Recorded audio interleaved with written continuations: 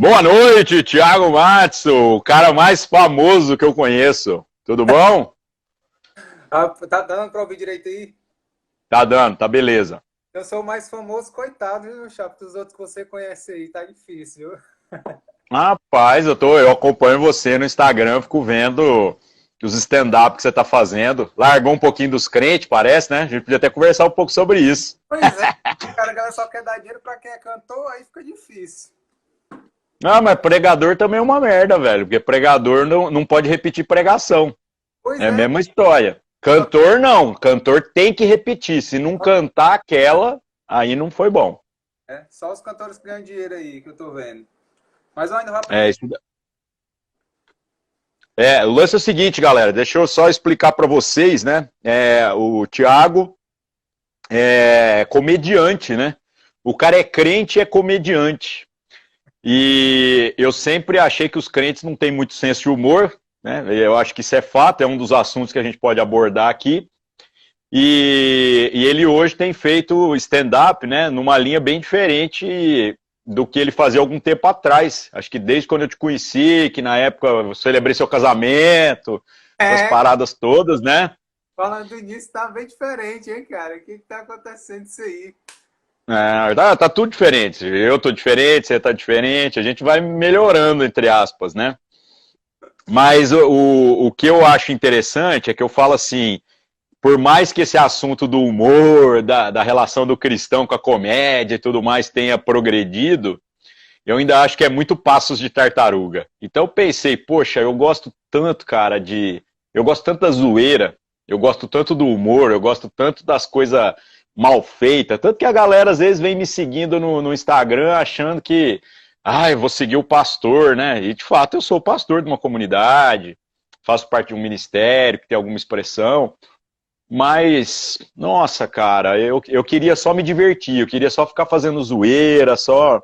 Mas não dá, não dá. Às vezes tem umas coisas que a gente quer compartilhar que tem que ficar mandando só para os amigos mais selecionados, porque as pessoas não têm estômago, né? Então, tem gente que às vezes gosta da minha pregação, o cara vem me seguir no Instagram, aí ele passa a não gostar de mim mais. Então, esse é o tipo de coisa que a gente tem que administrar. Aí o Thiago, né? Ele tem esse perfil aí, esse lance de trabalhar com humor. E eu vou pedir para ele só introduzir um pouco aí, né? Contar um pouco dessa ideia dele, do que ele fez aí nos últimos anos, o que ele está fazendo agora, e depois a gente vai trocando umas figurinhas aqui sobre algumas perguntas que eu preparei especialmente para ele aqui. Então, se Sim. apresenta para a galera aí, Thiago. Bom, galera, vocês que acompanham o Ariovaldo aí que ainda não me conhecem, meu nome é Thiago Matos, sou cearense, moro aqui em Fortaleza, no Ceará. Trabalho com humor desde 2008. Eu faço stand-up comedy aqui no Ceará, apesar do stand-up estar tá estourado aí no Brasil, com a galera do Thiago Ventura, Afonso Padilha e outros humoristas conhecidos aí, né? Na época ainda era o Rafinha Bastos, Danilo Gentili. Mas aqui no Ceará tem galera, não é só aquele humor caracterizado, não, né? Que é o homem vestido de mulher, de peruca, com aquelas anedotas, aquelas piadas conhecidas. Aqui no Ceará também tem stand-up comedy. E eu trabalho com esse humor de cara limpa, né? Do jeito que eu tô aqui, cara limpa mesmo, sem peruca, sem nome, sem personagem, eu subo no palco e conto piadas de autorias minhas, né? Eu que escrevo. E eu sou crente desde quando eu nasci, né? Desde quando eu nasci praticamente na igreja, como a gente fala, era dando trabalho para as tias, correndo debaixo do banco. Eu era aquela benção, sabe? Aquela benção que o pessoal fala, essa criança é uma benção. Eu era esse. Então eu cresci na igreja com os ensinamentos, minha família é toda cristã. Só que eu, como um bom cearense, né, eu me enveredei pro lado do humor. Gostava muito de assistir filmes, de sair de casa para assistir Tom Cavalcante, Chico Anísio, enquanto faziam shows por aqui. E comecei a gostar dessa área, comecei a estudar, comecei a me envolver com essas pessoas e me profissionalizei. Comecei a fazer em 2008, 2009, mas profissionalmente mesmo de 2016 para cá que eu estou ganhando dinheiro, né? Então me tornei profissional por causa disso. E é isso, né? E como você já fez aí uma introdução também, eu meio que andava nos dois lados, né? Eu fazia humor dentro da igreja com as peças e fazia stand-up comedy em bar, restaurante, teatro. Mas uns 2 anos para cá eu foquei mais no lado do stand-up comedy mesmo e saí das peças cristãs por alguns motivos que a gente pode comentar daqui para frente. Bom demais, muito bom. Cara, eu sempre achei a relação do cristão com o humor uma coisa assim muito controversa, como eu estava falando, né? Eu acho assim que a gente pisa em ovos demais quando tenta trabalhar alguma coisa de natureza humorística para o crente. Eu falo isso porque até mesmo algumas piadas, algumas coisas que envolvam algum grau de ironia, se você usar isso na pregação, cara, caça as bruxas depois em cima de você. Os caras vêm com tridentes e tochas e tudo mais. O pessoal exige uma certa seriedade que honestamente, eu não sei nem da onde que veio esse negócio.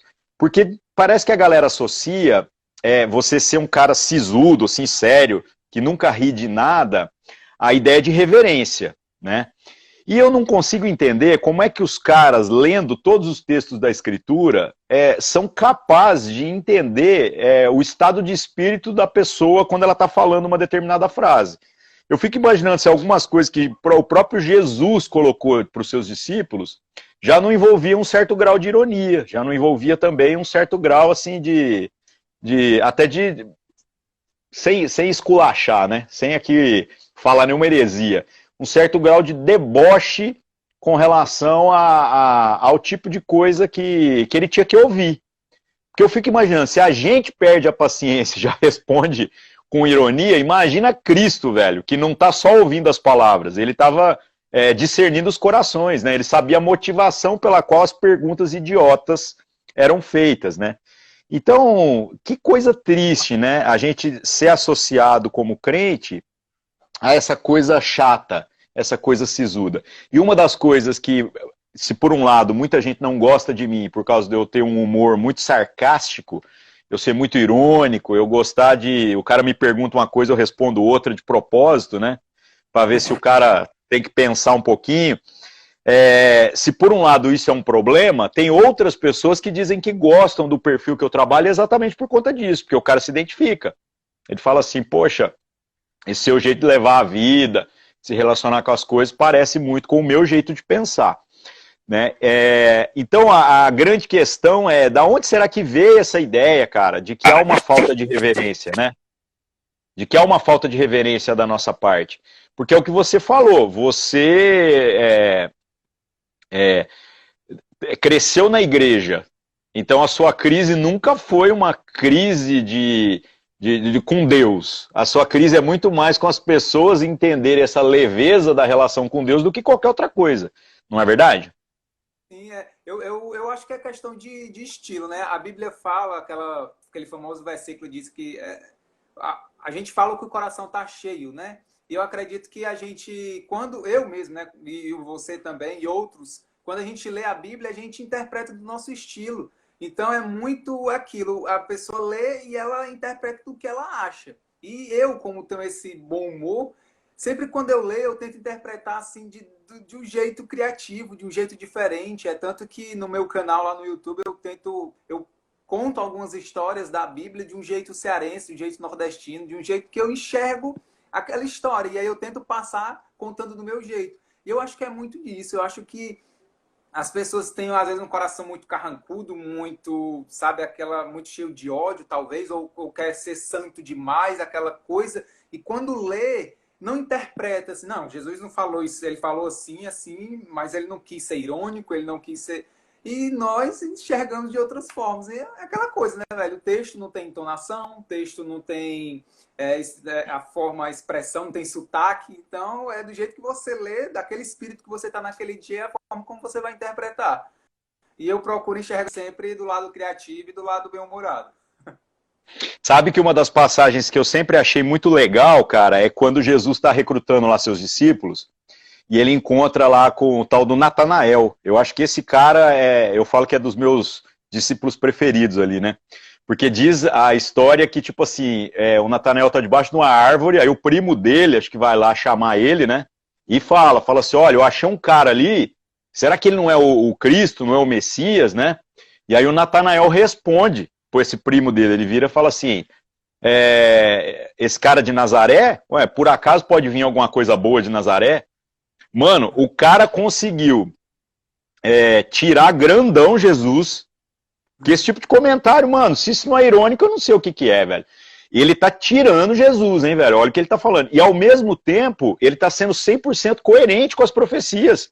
Porque esse cara sabe que, segundo as profecias, não tem profeta de Nazaré, né? Então, olha que coisa louca. E aí, velho, hora que ele chega na presença de Jesus, Jesus fala 2, 3 coisinhas lá, o cara já se joga aos pés de Jesus, né? E nessa história toda, Jesus fala que ele vai ver os céus se abrirem agora, os anjos descendo e subindo, mas o que eu acho mais legal é Jesus elogiar o cara, velho. O cara tirou Jesus, velho, e aí Jesus vira e fala assim: eis um verdadeiro israelita, em que não há dolo, né, não há culpa. Ou seja, o que eu entendo desse texto? Eu entendo o seguinte: o cara foi altamente irônico quando alguém falou, tem um nazareno ali, será que ele não é o Messias, né? Ele foi altamente irônico na resposta dele, embora ele foi coerente, ele não falou nada errado, né? E Jesus, cara, Jesus não ficou nem um pouco preocupado com isso, nem um pouco ofendido. Então, por que, gente, que a gente é tão dodói? Por que a gente é tão intolerante? E, com relação a esse lance que você falou do parecer santo, eu tenho uma experiência muito interessante, cara. Os caras sérios, sisudo, do tempo que eu me converti, há trocentos anos atrás, né, na adolescência ainda, que ficava com essa pose, com essa pompa toda, ficaram tudo pelo caminho. E os vagabundos, cara, os caras que riem dos outros e que riem de si mesmo, riem das nossas misérias, sabe? Aos trancos e barrancos, cuidando uns dos outros, tá todo mundo no ministério, tá todo mundo constituindo família, todo mundo se tornou, assim, bons cristãos, cara. Então será, né, que essa falta de humor, ela também não pode estar denunciando uma certa hipocrisia, né? Será que a gente não está tentando mascarar alguma coisa? Isso é algo a se pensar, né? Com certeza, com certeza. Apesar de que eu acho que está melhorando, não melhorando muito, mas já melhorou um pouco em relação ao que era antes, né? Como eu falei, eu comecei a fazer humor em 2008, trabalhando com humor, mas na internet, né? Eu vi em 2010 que eu criei praticamente o primeiro blog de humor. Hoje você tem Instagram e página de humor gospel, humor cristão, faz lama. Em toda esquina tem uma que você pode achar. Mas quando eu comecei, tinha só ali o Jaziel Botelho, né, que era o pai do Marcos Botelho, que fazia umas charges. Tinha um blog de um cara que só escrevia textos, mas aquela coisinha de fazer montagem, fazer meme, fazer, sabe, mexer com as coisas mesmo. Não com Deus, nem fazer piada com a religião em si, mas eram coisas que aconteciam dentro das igrejas, coisas de jovem, aquela coisa da cantina, coisa de chavecar a irmãzinha, essas coisas entre adolescentes e jovens. Eu peguei e comecei a criar tirinhas e tudo, porque eu acessava Não Salvo, acessava o Jacaré Banguelo, o Kibi Louco, e eu fiquei, cara, não tem um blog cristão que reúna todas as piadas aqui, porra, eu vou criar. E eu criei o Profeta Tirando e comecei a colocar as minhas ideias e as minhas piadas ali. E, cara, eu pensei em desistir. Nos 8 primeiros meses eu já pensei em desistir, porque eu cheguei a ter 100 mil acessos por mês na época, mas, olha, era só a galera metendo pau, falando muito. Eu falei, não, cara, não vou aguentar isso aqui, não. Aí, quando foi em 2012, 2013, começou uma enxurrada, né? Jonathan Neme estourou, a enxurrada de páginas, Instagrams gospel por aí. E aí começaram a dividir comigo as pedradas, né? Então, mas hoje parece uma coisa normal. Ainda na internet parece uma coisa normal. Mas quando eu, né, no exemplo, vou fazer peças dentro das igrejas, tem muita gente que não aceita. Eu encontro muita resistência ainda. Durante a minha peça, durante a minha apresentação, pessoas levantarem, saírem. Tem até um caso de eu estar fazendo a peça e a irmã se levantar, passar na minha frente e soltar um resmungo assim do tipo, igreja aqui não é circo não, e sair, passar pela minha frente. Eu fiquei sem jeito, sabe? Na vida real, a gente ainda muita coisa assim, na internet a coisa parece que tá pegando no tranco aí, né? Mas não se assuste com essa situação não, porque já fizeram isso com eu pregando também, velho. Se eu pregando todo serião lá, sem pisar 1 centímetro fora da linha, também já fizeram essa cara feia pra mim, então é óbvio que as pessoas não vão aceitar o resto das coisas. Agora, o que eu acho interessante é esse momento agora da pandemia, onde a gente está proibido de se reunir presencialmente nos prédios, está sendo muito oportuno, velho. Porque aí agora a gente está dizendo assim, onde que é o culto? Onde que é o lugar sagrado? Aí tá vendo? Não é a gente que está tomando o lugar da pregação, para poder manifestar alguma ideia, alguma mensagem através do humor, através de qualquer outro tipo de coisa lá no prédio da igreja. Agora é a igreja que teve que se curvar e vir pedir um espaço para colocar sua mensagem na internet. Então, cara, Deus sacaneou toda a igreja, velho. Eu acho que Deus fez questão de fazer com que a igreja ficasse completamente tateando mesmo nesse momento. Por isso que não apareceu aí os profetas revelando tudo que ia acontecer, que era pra gente talvez baixar a bola em alguns aspectos, né? Porque, cara, eu penso o seguinte, o que interessa com relação ao compartilhar da mensagem, da pregação, é a idoneidade da mensagem. Se a mensagem for compreendida naquilo que é a essência do que ela quer transmitir, meu amigo, você pode usar o que você quiser, cara. Eu tô me lixando pra isso daí. Pelo menos isso é o que eu sempre pensei. Eu até postei, há umas semanas aí eu postei, logo quando começou mesmo, que não pode sair de casa, tem que ficar, vamos começar os cultos online. Aí eu postei coisas que te afastavam do culto, Facebook, Instagram, Twitter. Aí coisas que te aproximam do culto agora, Instagram, Twitter, Facebook. Porque a galera criticava, só falava mal, que os jovens só querem saber de internet, sei o quê, e tudo, se afasta você de Deus. E agora, ironicamente, são as coisas que te aproximam de Deus, do culto, dos irmãos, é justamente as redes sociais, né? Mas eu tô vendo um perfil aí que tá se repetindo muito interessante. O mesmo cara que chegava atrasado no culto presencial, ele chega atrasado no online, cara. O mesmo cara que faltava no presencial, ele ia faltava um. Ele falta no online. Então a gente tá vendo que não é o problema do culto presencial, cara. É o problema que, assim, ó... Passa o louvor e faz só pra hora da pregação ali, né? Não, tem também, tem o cara que chega depois. Mas eu falo assim, ó, cara, o vagabundo é vagabundo, mano, não tem jeito. O descompromissado é descompromissado. Não adianta a gente dizer, porque tinha uns caras que falavam isso pra mim, o cara falava assim, não, eu tenho uma dificuldade imensa, né, da liturgia. Aí agora que ele pode assistir o culto de cueca, comendo pipoca, velho, na casa dele, com os dois pés na mesinha de centro, né, ele não vê, velho, ele não vê, não tem desculpa, né? E ele pode estar fazendo outra coisa. Dá para ele botar num monitor lá e coloca no canto do monitor a pregação, enquanto ele joga. Né? Dá para ele fazer isso, cara. E ele não faz.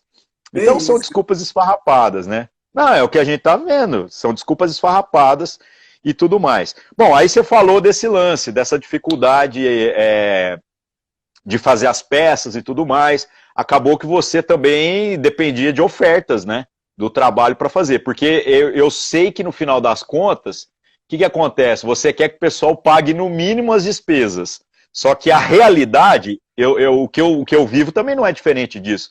Tem gente que acha que eu não tenho só que ir pregar, tem gente que acha que eu tenho que pagar para ir pregar, literalmente. Então você, eu tenho certeza que viveu a mesma coisa, né? Demais. As pessoas mandam mensagem. Antigamente, as pessoas usavam mais o e-mail, né? E as pessoas mandavam e-mail ali antigamente, assim, há 3, 4 anos. A galera entra em contato por Instagram também e fala: eu queria que você viesse fazer uma peça aqui, ou então eu queria que você viesse participar da nossa convenção, do nosso congresso e tal, e tudo. Eu falo: que massa! Então, vou precisar de 2 partes, precisar de um hospedagem que eu tiver num período aí na cidade, a conta de você, vou precisar também valor aqui, que é para o meu trabalho. A pessoa, peraí, mas precisa disso? Peraí, é isso que eu não estou entendendo. Será que eu vou ter que pagar para participar disso aí? Esses anos, cara, que eu fiz peças nas igrejas, tanto aqui no Ceará, tanto em Fortaleza, quanto no interior do Ceará, quanto fora aqui do Ceará, eu passei por muita coisa, e boa parcela dessas coisas que me fizeram ficar triste e aos poucos ir desistindo de igrejas, porque as pessoas, cara, elas não, a igreja, ela não está preparada para receber as pessoas desse tipo. Você precisa ter um nacional, um alinharmos diante do trono da vida para que você seja reconhecido e valorizado. Porque quando, por exemplo, várias vezes eu cheguei na igreja, ia fazer a minha peça, levava a minha bolsa com meu figurino, chegava lá e falava: olha, onde é que eu vou ficar aqui para eu trocar de roupa, para eu me preparar, fazer um aquecimento vocal, para eu orar? A pessoa: não, vem cá. Levava e ia chegar lá, era o banheiro. Não, você troca aqui no banheiro. Banheiro com todo mundo, né? Todo molhado, e as pessoas na porta batendo aqui para entrar. entrar, eu rapto, tem gente, eu tô me trocando aqui. Tá. Aí eu fazia a minha peça, coisa maravilhosa, o cara chegava pra mim, batia aqui no meu ombro e falava, Thiago, a peça foi muito boa, cara, as pessoas amaram muito, vamos marcar de novo aí? Batia no meu ombro, me dava um abraço e saía. A minha esposa falava, uma coisa, deu alguma oferta? Eu, não. E aí a gente se olhava e, vamos embora, né? E aí pegava o carro e ia. Eu ficava, cara, como é que pode a pessoa me tira de casa, às vezes pra uma cidade aqui do interior do Ceará, eu dirigia durante 2 horas para chegar lá e o cara não me dá R$ 50 que não paga nem a gasolina. Eu ficava, meu irmão, o que está acontecendo? E eu comecei a pensar nisso, sabe? Eu falei, o que eu vou fazer, cara? Será que eu vou ter que fazer que nem um cantor profissional, vou ter que fazer uma cláusula ali, aliás, cláusulas, vai ter que me pagar 50%, eu vou ter que... Como é que é isso? Sabe, eu não falar, eu vou ter que agora cobrar um cachê. Eu nunca gostei disso. Eu deixava... Passou agora um carro de som aqui, filé. Eu deixava a critério das pessoas me darem uma oferta, as igrejas me darem uma oferta. Mas as igrejas parece que não reconhecem quando você não tem um nome famoso, né, cara? E isso foi bem triste, assim, sabe? Porque não é questão de querer dinheiro, não é questão de querer ser famoso, é questão de valorizar o meu trabalho. Eu vivo disso, eu vivo de fazer peças, eu vivo de fazer show de humor, eu vivo de fazer apresentações, eu vivo de fazer oficinas de teatro, e a pessoa me tira da minha casa, gasolina, para eu gastar o meu figurino, gastar a minha voz, já lotada com 300, uma oferta sequer, sabe? É complicado, complicado. Tô achando que seu vídeo travou aqui, Thiago. Deu certo aí? Acho que deu. A internet tá meio a lenha, né? Mas Eu pensei que tu tinha se arrebatado. vamos lá, vamos progredir aqui e ver se a gente consegue continuar o assunto. Você falou muito desse lance, né, dessa desonra, isso que foi se tornando muito comum no meio. Eu acho que melhorou, mas ainda não resolveu. A minha situação também pregando não é diferente, né? Eu também, de certo modo, chega num ponto que a gente chega num limite onde começa a custar para a minha família, eu começo a tirar da mesa da minha família para tentar viabilizar um ministério. E aí fica complicado, porque tem um limite daquilo que eu posso ofertar. Eu não posso ofertar aquilo que eu não tenho, né? Então, a gente tem que meio assim, fazer as contas e ir caminhando de uma maneira mais coerente. Aí, no meio desse processo todo, o pessoal está perguntando, você está usando a internet do vizinho aí, viu, Thiago? Você está usando 4G da TIM, velho. Ô, Thiago, para de usar a internet do vizinho, mano. Cola no roteador aí, que deve ser isso. O problema sou eu aqui, porque para mim fica... eu fico falando e o teu é que fica travado. E eu continuo ao vivo aqui, aí eu não sei. Mas acho que o gargalo é aí, velho. Acho que nem é aqui não. Eu tô debaixo de um link aqui que não é ignorante, mano, é ignorante. E a galera tá tudo falando mal de você aqui. Então eu acho que por uma questão democrática, a culpa é sua, tá? Então, deixa eu continuar o assunto, cara. Que aconteceu? Nos últimos anos apareceu, por exemplo, igual você falou, o Jonathan Nehmer, que é muito interessante, né? Só que ele também, quando começou fazendo alguma coisa na igreja, eu lembro que teve um stand-up dele na Lagoinha. Nossa, mano, o povo tacou pedra. E aí agora ele já partiu para uma coisa mais também profissional, né? Ele começou a fazer em teatro. Eu fui na apresentação dele, numa das, né? Ele já veio aqui em Uberlândia trocentas vezes. Mas eu fui numa das vezes aqui em Uberlândia, no Teatro Municipal, lotadaço, negócio show de bola. E foi muito legal, cara, foi muito interessante. Só que eu acho ainda muito engraçado uma coisa, cara. Mano, ele é muito crente, velho. Eu falo assim, ele prega no bagulho, ele tem uns limites, entendeu? Que eu nasci sem esse limite, velho. Tá certo que a proposta dele também é assim, você pode levar criança no stand-up dele, porque se tiver alguma coisa, né, de duplo sentido, a criança não vai pegar, né, se tiver alguma coisa. Né? Mas eu acho, cara, que o cristão ainda engatinha demais nesse assunto, sabe? Não poder falar, às vezes, uma besteirinha, nem nada. E eu acho que a palavra bem colocada, mesmo que ela tenha um significado muito forte, ela não compromete nada, cara. Daria para fazer, por exemplo, uma comédia, um stand-up, para cristãos maiores de 18 anos, por exemplo, fazendo um evento para casais e você só fazer piadas de natureza sexual, cara. Seria perfeito. Só que hoje, você falar um negócio desse, como cristão, né, o que você acha que vai acontecer? Fogueira da Inquisição, né, não? Com certeza, com certeza. Por mais que seja só para casais, por mais que seja só para maiores de idade, você já tem que ir com aviso, com alerta ali. Porque se você começar a falar algumas coisas ali sexuais mesmo, só para casais, só para pessoas de maior idade, mesmo assim é capaz de ter crítica e de ter coisas ali, lenha na fogueira de verdade, com certeza. Eu conversei com o Jonathan Nemer algumas vezes também, que ele esteve aqui em Fortaleza, e ele falou, cara, eu não faço mais a igreja, não faço. As pessoas ainda hoje me chamam para ir para a igreja, mas eu não faço. Eu faço, olha, fale com o produtor aí, se você não entende de produção, fale com o produtor, me leve para algum teatro, que eu só faço em teatro agora. E ele me recomendou a fazer isso. Foi por isso que de 2000 final de 2015 para 16 para cá, eu passei a investir mais na minha carreira profissional fora da igreja, porque justamente as elas não estão preparadas.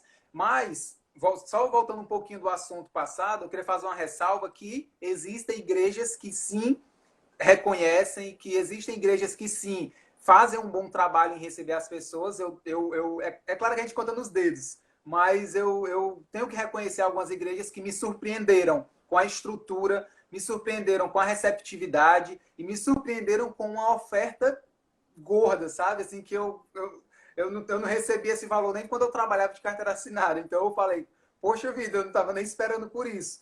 E eu fiquei até sem jeito de receber, falando, realmente é isso aqui mesmo para mim, que vocês estão falando sério, assim. Mas são poucas, mas eu tenho que reconhecer que existem igrejas, sim, que estão preparadas e que sabem reconhecer quando levam um artista, ou mesmo um missionário, um pastor, ou qualquer pessoa que trabalha, né, e depende dessas ofertas assim. Mas realmente dá para fazer. Eu mesmo, voltando ao assunto do palavreado, né? Eu opto por fazer um show limpo também. Apesar de eu fazer em restaurante, de eu fazer em bar, eu opto por fazer um show sem palavrão, sem pornografia, sem palavrão, sem coisas mais pesadas. É tanto que eu divido a noite com 2, 3 humoristas também.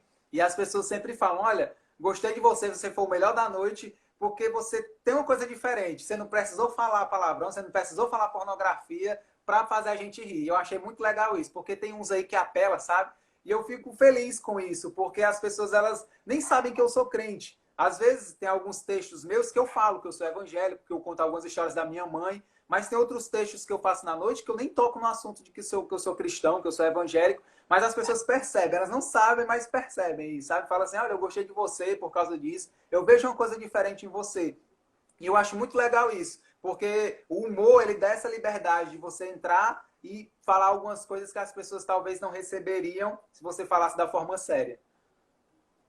E hoje tá muito assim, caracterizado esse humor, às vezes, que até abusa da questão das expressões, né? Você falou, por exemplo, do Thiago Ventura. Cara, eu adoro o stand-up dele, né?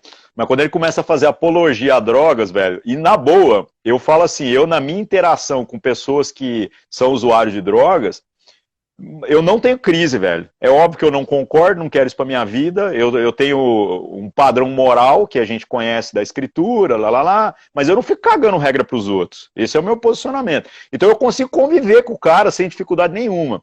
Mas eu fico achando, às vezes, que o rumo que algumas conversas tomam, dessa turma, quando vai para esse lado, é igualzinho o crente querendo evangelizar os outros à força. Você tá entendendo? Eu me sinto agora como se fosse a volta. Os caras tentando me evangelizar para imoralidade e para a questão de uma vida libertina.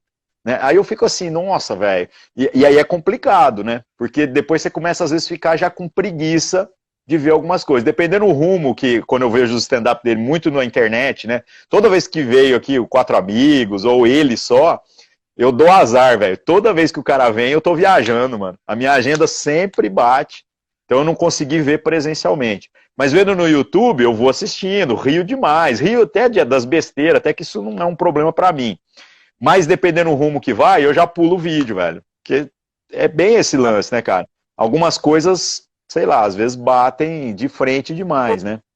Imagina eu que divido o palco com os artistas, né, cara? Porque a fama que ator tem, né? Ator de teatro principalmente, a fama que tem é essa, velho. É maconheiro, é não sei o quê, é essa coisa liberdade e tal. E eu divido o camarim com essas pessoas, tanto quando eu for fazer show de humor, quanto que eu vou fazer peças, né, de teatro também. Porque eu sou humorista e sou ator também. Então, eu divido o palco contracenando e o camarim com outros artistas que não são evangélicos, não são cristãos. E aí, cara, as coisas que rolam no camarim, assim, é muita coisa de doido. E da mesma forma, eu fico na minha, fico tranquilo, fico de boa. E se alguém quiser trocar uma ideia, eu troco de boa. Como há 8 meses eu estava fazendo show em uma casa de humor aqui em Fortaleza, há 8 meses que eu faço show lá.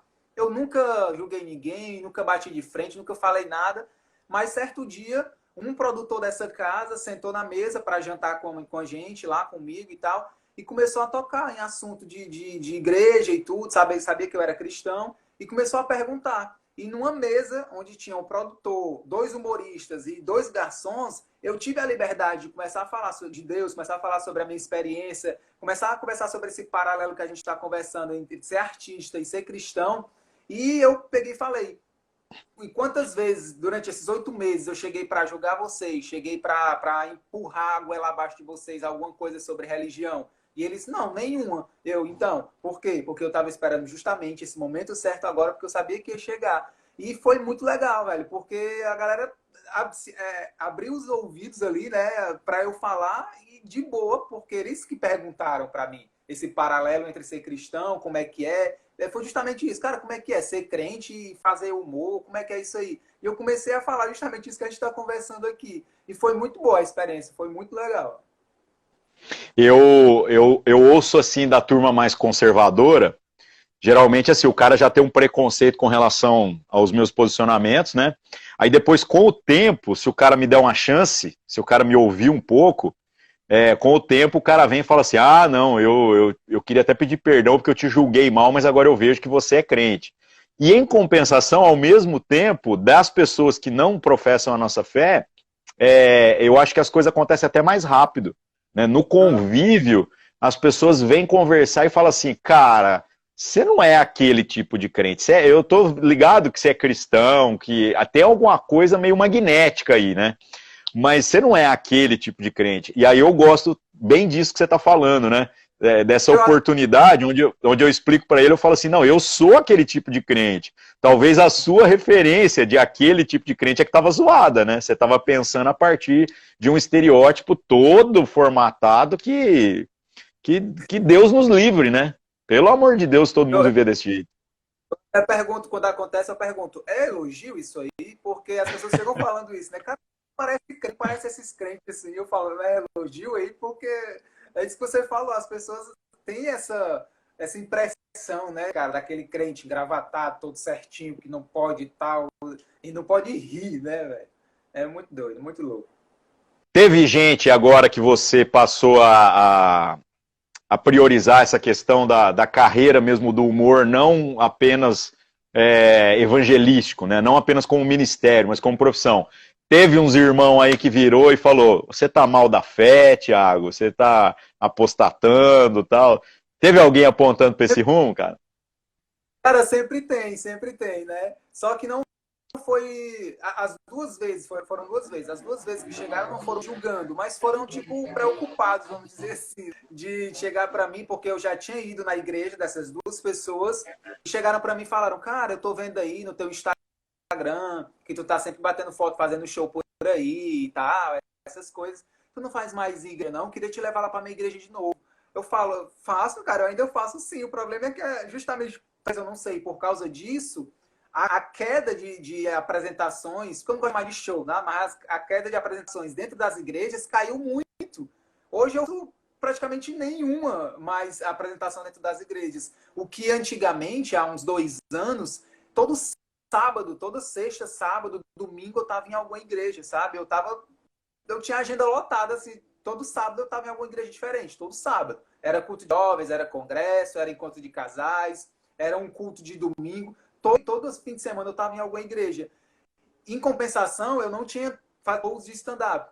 Quando eu passei a priorizar o stand-up e a minha carreira profissional, onde me dava dinheiro e eu poderia tirar uma renda daquilo e viver daquilo, as minhas apresentações nas igrejas caíram. Então, não sei se foi por causa dessa má impressão que passou, ou simplesmente porque as pessoas, sei lá, porque eu deixei lugar, talvez, que eu fazia nas igrejas, como essas pessoas chegaram perguntando para mim, tu ainda faz na igreja? E eu falo, faço, cara, o problema é que não. As 2 vezes que aconteceram foi por preocupação e não por julgamento, né?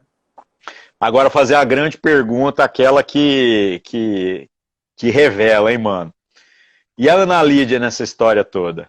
Como é que tua esposa lida com essas pressões todas? Porque eu falo assim, cara, eu celebrei o casamento de vocês e eu tô ligado que algumas coisas que às vezes a gente já tá acostumado por conta da maneira de trabalhar, que a gente bate no peito e chuta pro gol, a esposa Aqui, da ó. gente sente de maneira diferente. Olha lá. Quantos anos já faz, hein, mano? Que eu nem lembro mais, hein? 2012, né? 8, né? 8 anos já, hein? Ó, que doideira. Novembro agora faz 8, né? Muito doido. Mas e aí? Como é que foi a reação dela em todo esse processo aí? Eu tô na foto lá no fundo, né, gente? Isso aí tem na foto. Coisa bonita, né? Parecia até um evangélico. Mas e ela? Como é que ela lidou com essa mudança toda nesses 8 anos? Pois é, resumindo bem rápido a nossa história, eu não sei se tu conhece, se tu lembra, né? Eu não sei se a gente chegou a conversar sobre isso. Mas quando ela me conheceu, eu já era um artista, né? Porque ela me conheceu fazendo peça em um congresso de jovens da nossa igreja. Então, a nossa igreja reuniu todas as igrejas do estado, tanto da capital quanto do interior, de todo o Ceará, e me chamaram para fazer uma peça. E tinham 800 jovens assistindo aquela peça e tudo, foi muito legal. E quando eu terminei de fazer a peça, aí vem aquela galera bater foto, elogiar, aquela coisa toda. E ela me assistiu, né? E me conheceu a partir daquilo. Mas eu não a conhecia, porque eu tava e tinha 800 pessoas me assistindo, então eu não conhecia. Disse que trocou uma ideia comigo lá no dia do congresso, mas eu não lembro. 3 meses depois, um evento na minha igreja, e chamei a região para levar dança, levar teatro, chamei uma galera do hip hop para dançar, cantar rap. Foi muito legal. E como eu estava organizando, eu estava de olho em tudo. E aí eu cheguei mais cedo, tinha uma baiano, e eu ouvi aquela voz muito bonita e tal. Falei, cara, que voz bonita é essa que tá cantando? Quando eu ver a pessoa e tal, eu falei, ah, loura, bonita, gostei dessa pessoa.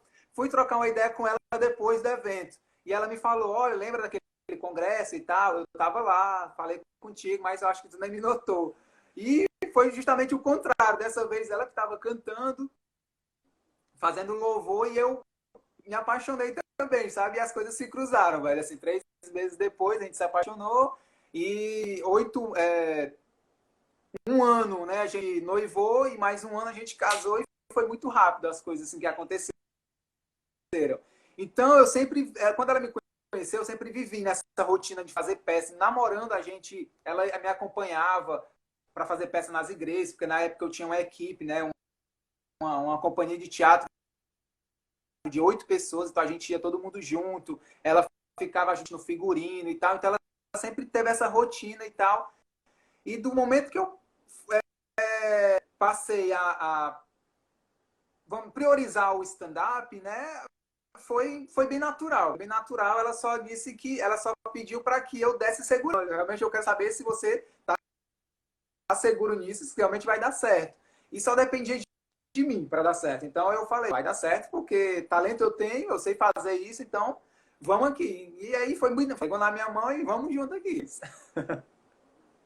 Que legal, mano, que legal. Mas eu falei com relação às pedradas, com relação. É porque eu falo assim, uma coisa, ela como Deu sua certo? namorada, né? Agora, e depois como sua esposa, né? A questão eu falo assim, porque a mulher acaba às vezes sentindo mais, né? Eu falo, quando alguém desonra a gente, é nesse sentido que eu falo que às vezes a gente mata no peito e chuta pro gol, né? Mas a esposa da gente às vezes acaba sendo o lado que sofre mais mesmo, né? Mas também foi algo administrável? Ou tinha aqueles dias que você tinha que chegar em casa e falar assim, calma, calma. Calma, não vamos orar para Deus mandar fogo ainda não, porque o vagabundo lá é irmão, desonrou a gente e tal, mas é irmão, infelizmente ainda é, né? Cara, foi natural também, por incrível que pareça, sabe? Ela vem de uma família cristã também.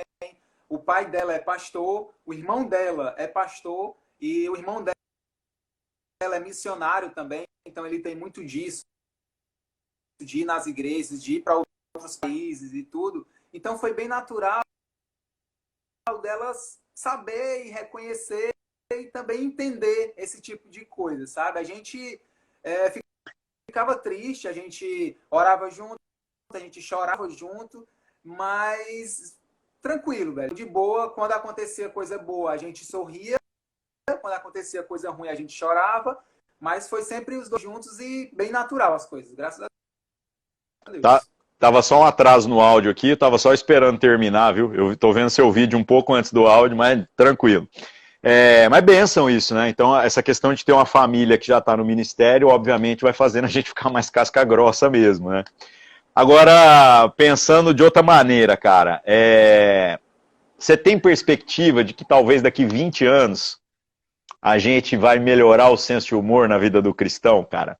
Eu sei que esse negócio da popularização dos memes e tudo mais já está favorecendo, de fato, há muitos perfis hoje fazendo muita coisa, né? Mas o que me incomoda nos crentes, cara, hoje já não é mais esse humor do satirizar a si mesmo. É a dificuldade que a gente tem de entender ironia, velho. Mas eu não sei também se é privilégio dos crentes, porque tá complicado, velho. Tudo hoje você tem que explicar e depois você tem que desenhar, né? E depois você tem que explicar o desenho, né? Então fica uma situação assim, onde a É, gente, eu não sei se é um pouco desse politicamente correto e tudo mais, mas as pessoas estão se importando demais com as vírgulas das frases que a gente fala, né? E então tá muito delicado. Então você acha que tem um prognóstico aí da gente melhorar? Eu tenho uma teoria que é a seguinte: depois de toda a época de libertinagem, vem uma volta de um certo puritanismo. Então, se no meio desse movimento, onde a gente melhorou a interação com a cultura, também teve muita coisa ruim, muita libertinagem, eu tenho medo demais dessa galera agora que está se levantando, uma galera muito jovem, e que está muito mais chato do que os nossos pais, cara. Sabe? Uns caras que no culto, eles estão importando com roupa, estão importando. E eu não estou falando do irmãozinho assembleiano lá, não. Nós estamos falando que tem isso por tradição. Nós estamos falando de gente jovem, gente discutindo literalmente, entendeu? Criticando a igreja da parede preta. Mano, as paredes das igrejas que eu pastoreei foi preta há 18 anos atrás, agora é branca, mas era preta, né? E aí hoje nós estamos brigando por causa da cor da tinta, velho. Olha que coisa ridícula, né? O povo está brigando por liturgia. O povo está brigando dizendo, Deus não fala assim. Eu peguei e falei, credo, cara, nem quando eu converti a gente não ouvia umas conversas dessa natureza, né? Então você tem um prognóstico otimista aí com relação à relação do cristão com a cultura. Eu sempre falo pra galera que, na minha opinião, cultura é igual bebida alcoólica, né? Cada um tem que saber como que se dá o seu consumo. Tem gente que não pode mesmo, o cara pode só passar longe da porta do bar, né? Mas tem gente que pode tomar um vinho de boa, moderadamente, ele não se corrompe com aquilo que ele consome. Mas você tem um prognóstico um pouquinho mais otimista que o meu aí? Ou você acha que o puritanismo vai fazer as coisas continuarem sendo chatas? eu procuro ser otimista em tudo que eu vejo, em tudo que eu participo, eu procuro sempre enxergar o copo meio cheio. E é engraçado, né? Engraçado, incrível como essa geração de jovens e adolescentes que poderia ser uma galera de mente mais aberta, uma galera que entendia, que possa entender as coisas melhores, mas com a galera que, como você falou, está retrocedendo. Talvez porque a internet disponibilizando essa questão das pessoas acharem que eu tenho liberdade para dar minha opinião e se você discorda de mim, você está errado. E a internet, ela popularizou esse dito popular e espalhou por aí. E o que eu vejo muito é isso, de alguns jovens, adolescentes, jovens adultos pegam essa tendência mundial, não só dentro do ambiente, mas mundial, que a internet, você é o dono da verdade, que na internet você pode julgar, que na internet não tem lei, e as pessoas acabam transcendendo isso, porque o adolescente que está crescendo nessa geração, o jovem que está crescendo nessa geração, não consegue mais diferenciar o que é virtual, o que é real, acha que as duas coisas estão interligadas e acaba trazendo alguns problemas que eram para ficar só na internet para a vida real e levando os problemas da vida real para dentro da internet. E aí fica essa confusão na cabeça dessa galera. Então, eles poderiam ter sabe, vamos acalmar, vamos ter um pouco mais de calma, vamos ser mais... entender o que as pessoas estão dizendo. Porque, como você falou, o problema da interpretação do texto e até mesmo de entender ironias, não é só do cristão. O brasileiro tem um grande problema de interpretação de texto, né? A gente pega a população, questão de educação. A gente vê uma grande parcela da população brasileira não tem ensino, não sabe ler, sabe só escrever o nome que é para assinar ali um documento, ou uma identidade, ou um contra-cheque para ter uma carteira de trabalho, mas não consegue interpretar um texto simples, não consegue desenvolver uma estrutura, uma frase. Então é bem complicado esse tipo de coisa. E os cristãos... Eu criei naquele tempo que a gente usava Twitter, né? Eu parei de usar Twitter, cara. Eu dei uma voltada agora recente, mas eu confesso pra você que eu tô muito desanimado. Você não pode falar nada, velho. Qualquer coisa que você fala, a galera já vem assim, Bolsonaro, não sei o quê. Eu fico assim, velho, em quem você votou, deixou de votar na última eleição, era pra ser só piada agora, né? Porque não tem jeito, falta 2 anos ainda pra terminar. Depois nós vamos brigar de novo, todo mundo, né? Não tem problema. E eu tenho amigos também que votou dos dois lados sem dificuldade nenhuma. Então, ao invés da gente se sacanear, igual a gente faz com futebol, né? Não, a galera polarizou. Mas aí eu não tô aguentando o Twitter por causa do politicamente correto, cara. A galera fica denunciando qualquer coisa que você fala. Mas naquele tempo que a gente usava Twitter, que a gente aprontava aquela zoeira danada, cara. Que é negócio de ficar botando trend topics de besteira, né? Que foram várias vezes que a gente fez uma bagunça brava. Cala a boca, Feliciano. São vários. Teve aquele outro também teve várias coisas, cara. Eram coisas engraçadas. Mas naquela época eu criei um perfil lá, um pseudônimo, cara, para eu poder falar besteira, né? Que deve estar online até hoje, que era o Dark Esmilinguido, né? Era o esmilinguido do mal, cara, esmilinguido das trevas. Né? E eu não contava pra ninguém que era eu. Aí lá eu podia soltar aquelas piadas do mal mesmo, mano. Tá ligado? Mas aí eu ficava pensando. Depois, obviamente, não levei pra frente o projeto. No Facebook, quando surgiu o Facebook, eu também criei um que era Caixinha de Promessas Desgraçadas. Só com as coisas ruins da Bíblia, né, cara? Depois eu também encerrei esse negócio. Mas eu fico pensando, cara, que ruim, né, cara? A gente tem que trabalhar desse jeito, né? Tipo, a gente deveria poder falar disso, porque as coisas que são, como eu falei, as maldições estão na Bíblia também. Não são só as promessas. As maldições também são promessas específicas para quem é desobediente, irreverente no sentido pejorativo da expressão, né? Então, eu acho um absurdo as pessoas me apedrejarem quando eu cito o texto. É uma coisa muito ruim, né? Então, assim, cara, nossa, eu sei lá. Eu não sei se eu me sinto mais livre hoje do que eu era antes, não.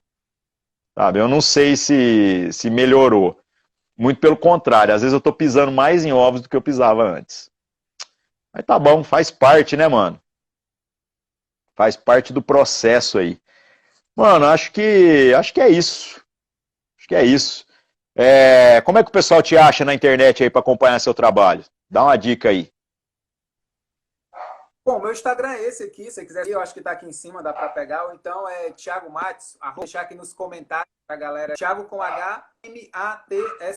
Se quiser conhecer o meu trabalho de stand-up, tem o meu canal do YouTube, que é youtube.com/Thiago Matos, também Thiago com H. Ou então só joga na pesquisa lá, Thiago Matos, que você me acha em qualquer rede social, joga no Google Thiago Matos, que você me acha em qualquer lugar. Eu sempre costumo dizer isso. Você me acha em qualquer cidade alerta.